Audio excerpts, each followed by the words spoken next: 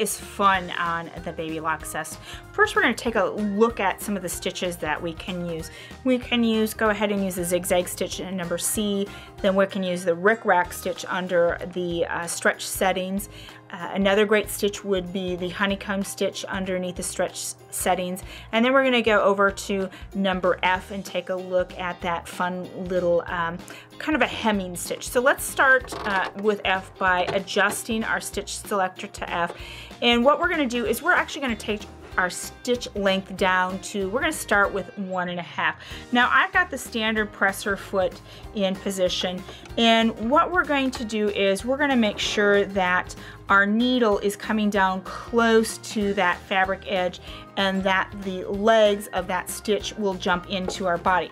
Now these are stitches that I would call considered decorative or whimsical stitches for applique.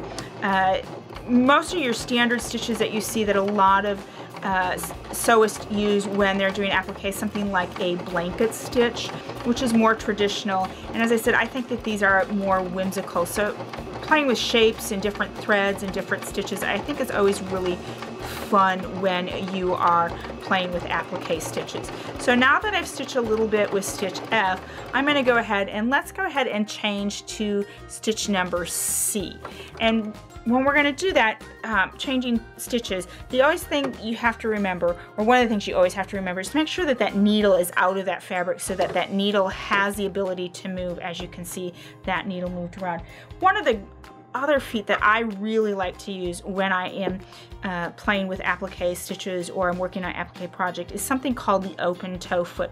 And what this foot allows me to do is it allows me to see my area that I'm stitching around a little bit easier. So you can see immediately by taking off the standard presser foot and using the open toe foot, it's real easy to see that edge, so I know that I'm catching it all the time.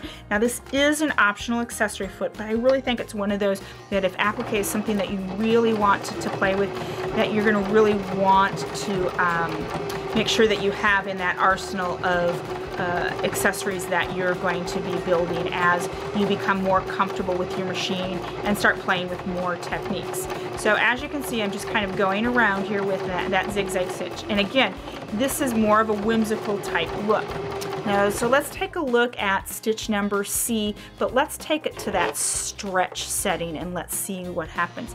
So when I am playing with decorative stitches, I always tell students to create what I call as a stitch library. Play with stitches and get them to where you like the setting best and write that down. So that way when you go to a project such as this circle that I've placed on this fabric, I'm not spending all my time playing with what look I want. I've already created that look in my personal stitch diary.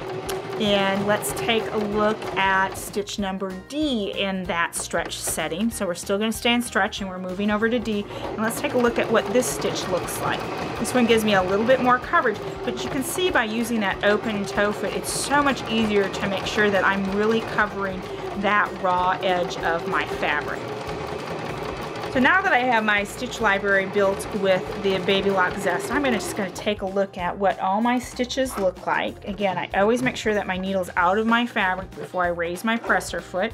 We're going to clip our threads, and let's just take a look at what our stitches look like. So our first stitch here, this was stitch number F in our standard setting. This is just stitch C, which is a standard overcast or zigzag stitch, which is really, I think, kind of fun. My favorite for applique and a lot of other techniques is the Rickrack Stitch, and that is stitch number C in the stretch setting. And then the last one, which is a Honeycomb Stitch, or often referred to as a couching stitch, is stitch D, again in the stretch setting. So you can just see the different looks that you get on the Baby Lock Zest for applique stitches.